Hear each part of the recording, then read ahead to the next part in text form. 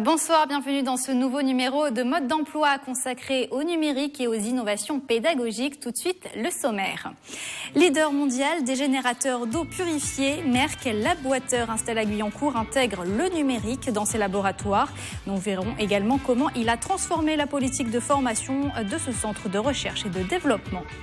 Focus dans ce numéro sur les innovations pédagogiques développées au sein de l'Université de Versailles-Saint-Quentin en Yvelines avec une visite de la plateforme MIR. Patricia Gounon, vice-présidente de l'UVSQ en charge du numérique, nous en dira plus également sur les projets à venir.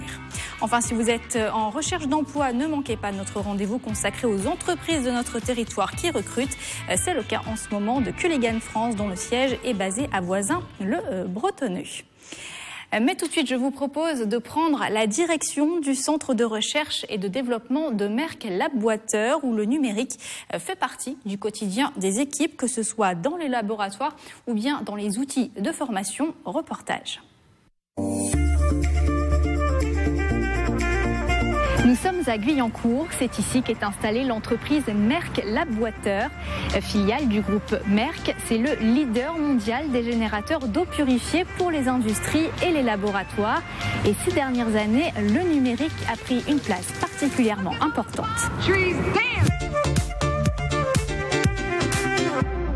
Nicolas Barré, bonjour. Bonjour. Vous êtes manager recherche et développement ici à Merck Labwater. Première question, est-ce que vous pouvez nous présenter brièvement les activités qui sont pratiquées ici? Alors en effet, ici nous fabriquons des systèmes de purification d'eau. Nous concevons plus particulièrement des systèmes de purification d'eau pour des applications pharmaceutiques ou de contrôle qualité dans le domaine agroalimentaire ou dans les domaines de la cosmétique par exemple.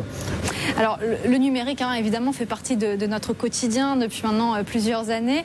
Le numérique fait partie aussi, j'ai envie de dire, du quotidien des équipes de Merck Labwater, puisqu'il a été intégré il y a quelques années, c'est bien ça? Complètement et intégralement. Les systèmes que vous voyez ici sont connectés pour les premières générations au web depuis à peu près une dizaine d'années. Ce sont des systèmes qui maintenant allient la partie connectivité sans fil, tout ce qui est wireless, le Wi-Fi, le Bluetooth, la RFID, pour la traçabilité par exemple des consommables.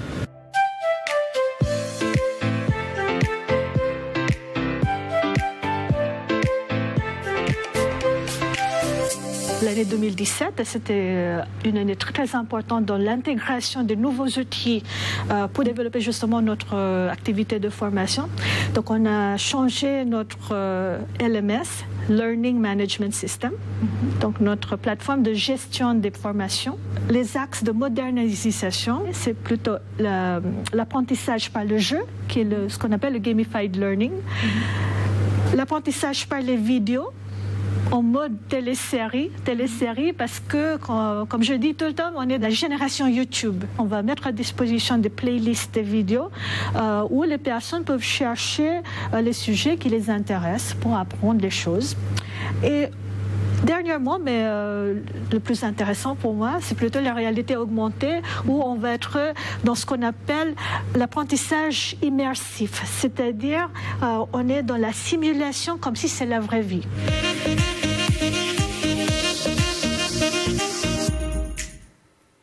Le numérique qui s'apprivoise dès le plus jeune âge. Exemple à Elancourt où 300 élèves testent depuis un mois le projet Bouge ta classe, à leur disposition de nouveaux espaces pédagogiques, comme vous allez le découvrir dans ce sujet de Wilfried Richy et de Patrick Jacques de Dixmude. Repenser, réaménager, ces salles de classe de l'école élémentaire de la Commanderie à Elancourt doivent permettre de faciliter les enseignements. Ne cherchez plus les bancs, ni l'estrade et son tableau. Ici, l'on peut s'asseoir confortablement et l'on peut même circuler pendant les cours. Un enfant de 10 ans n'est pas fait pour rester pendant 6 heures assis devant une table. Il a besoin de bouger, il y a des postures. Et donc ça lui permet de changer de posture et de mieux se concentrer. Et de prendre l'acte d'apprendre comme du plaisir. Donc c'est important. Il a plusieurs sites, il peut changer, il change d'exercice. Et c'est ce qui renouvelle ses stimuli et qui augmente sa concentration et donc sa mémorisation et donc ses résultats scolaires. Les évolutions ne s'arrêtent pas là puisque l'usage des tablettes, des robots ou de la visioconférence donne lieu à un avant-goût de l'école du futur. Ces classes repensées sont le résultat d'un travail mené depuis 10 ans. Avec les outils numériques, on est obligé d'apprendre autrement, avec une autre posture. Donc, on a fait un concours par les enseignants en leur demandant d'imaginer leur classe autrement avec les outils numériques, ce qu'ils ont fait. La société Manutan s'est ensuite chargée de concrétiser les idées. Pour les résultats, les enseignants notent déjà un encadrement simplifié des élèves en difficulté et une plus grande autonomie des plus aguerris, ce qui devrait permettre de généraliser ces changements aux autres écoles de la ville et dans les autres communes. Une tentative supplémentaire de remonter au classement PISA qui évalue les performances des systèmes scolaires dans le monde. La Finlande, figure de modèle en matière de nouvelles classes, y pointe au 5e rang. La France est actuellement 25e. Des innovations pédagogiques que l'on retrouve également dans l'enseignement supérieur. L'Observatoire de Versailles-Saint-Quentin en Yvelines, situé à Guyancourt, abrite par exemple un mur immersif pour la recherche et l'enseignement. Reportage. Mieux visualiser le champ magnétique de la Terre avec des lunettes de réalité virtuelle et 8 écrans géants Full HD. Un exercice rendu possible avec la plateforme MIR. Depuis 4 ans, l'Observatoire de Versailles-Saint-Quentin en Yvelines, situé à Guyancourt, abrite ce mur immersif pour la recherche et l'enseignement. Il est destiné aussi bien aux chercheurs, ingénieurs ou encore aux étudiants. Et aujourd'hui, c'est plus une séance de travail sur le thème de l'ingénierie concourante. Donc l'ingénierie concourante, c'est du travail collaboratif. Là, par exemple, c'est une séance de travail sur le dimensionnement de CubeSat. Donc le CubeSat, ce sont de petits satellites qu'on envoie dans l'espace de l'ordre de la dizaine de kilos. Une surface de 6 mètres par 1,70 m, 16 millions de pixels. Il est désormais plus simple de faire de la modélisation 3D. En fait, c'est beaucoup plus pratique que d'utiliser un ordinateur directement, parce que déjà, c'est plus éloigné, donc ça abîme moins les yeux, je dirais. Et puis, on peut voir beaucoup plus de choses. On peut utiliser Excel et en même temps voir ce qui se passe sur le rendu 3D du satellite.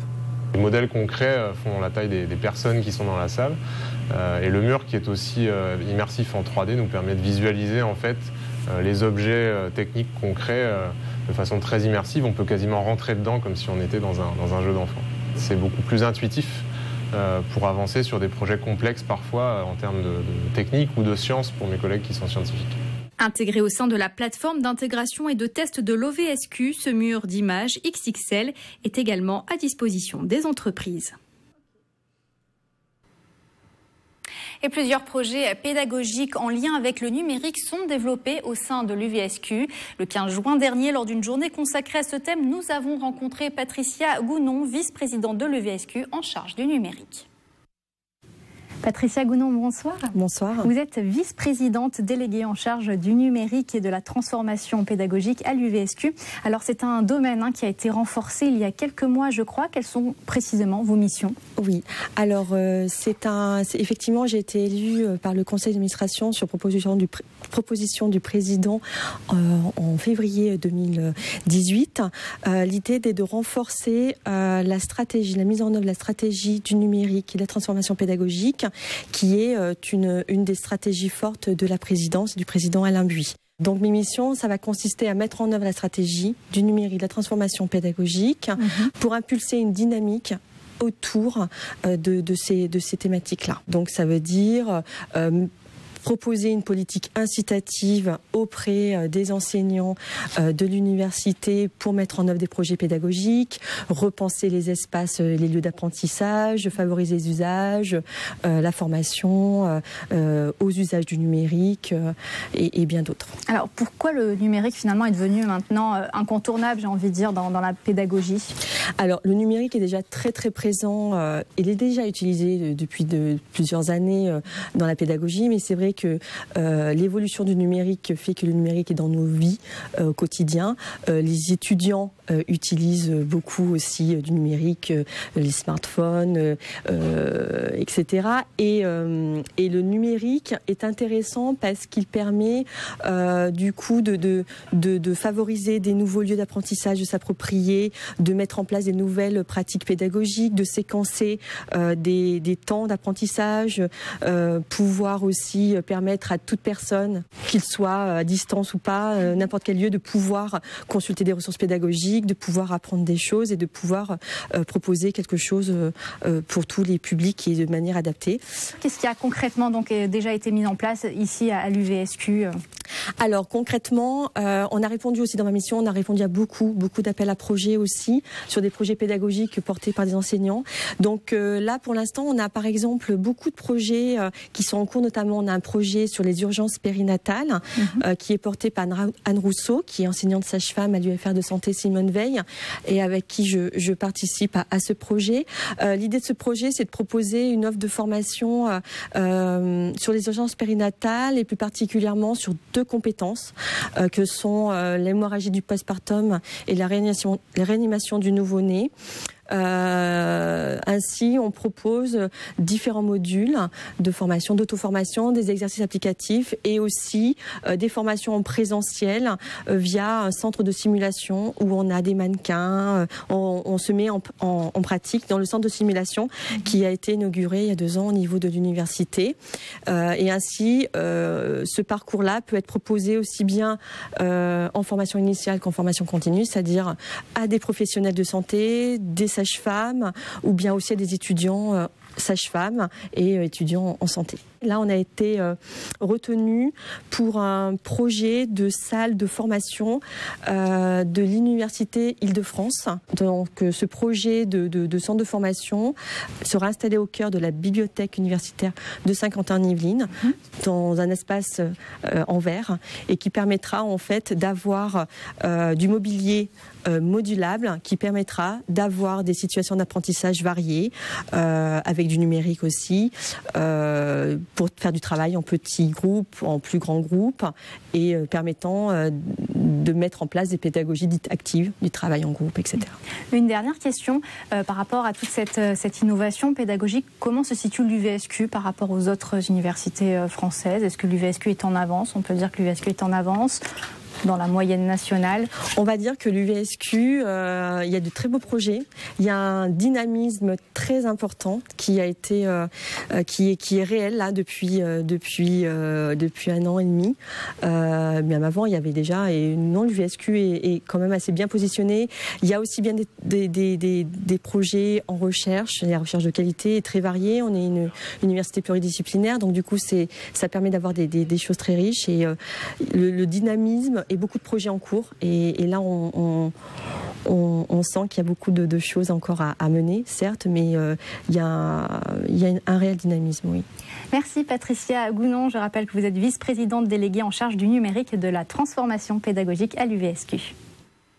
À présent, si vous êtes à la recherche d'un emploi, prenez de quoi noter. L'entreprise Culligan France, dont le siège est basé à Voisins-le-Bretonneux, propose plusieurs offres dans les Yvelines. Bonjour, je suis Julie Rosigna-Perrin, je suis directrice marketing et communication de Culligan France. Alors Culligan France a lancé en 2018 une grande campagne de recrutement. Nous recrutons 400 nouveaux collaborateurs cette année. Et dans les Yvelines, nous avons 2 agences, une à Plaisir, une à Épône, et puis également notre siège social ici à Voisins-le-Bretonneux. Actuellement, nous recrutons un technicien pour notre agence d'Épône et 2 nouveaux collaborateurs pour l'équipe marketing, un chef de produit et un stagiaire ou un alternant. Et dès la fin du mois d'août, nous lancerons une nouvelle grande campagne de recrutement, là essentiellement pour des conseillers commerciaux. Nous recruterons plus de 5 conseillers commerciaux dans les Yvelines. Donc rendez-vous sur culliganrecrute.fr pour pouvoir découvrir tous ces nouveaux postes à pourvoir dans l'entreprise. C'est la fin de cette émission. Merci de l'avoir suivi. À très bientôt.